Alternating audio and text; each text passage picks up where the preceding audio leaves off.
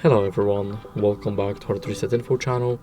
In today's video I want to show you how you can easily change acceleration setting on your SteelSeries Rival 650 wireless.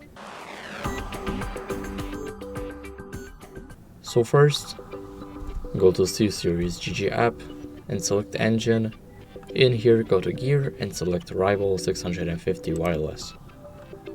And here you have acceleration. You can easily change it by sliding, and what it does is basically it tracks your speed of your hand movement, and it will increase the sensitivity by how fast you're moving it with your hand. And now click save to save the settings, and that's it. Thank you guys for watching. Make sure to leave a like, subscribe, and see you in the next video. Bye.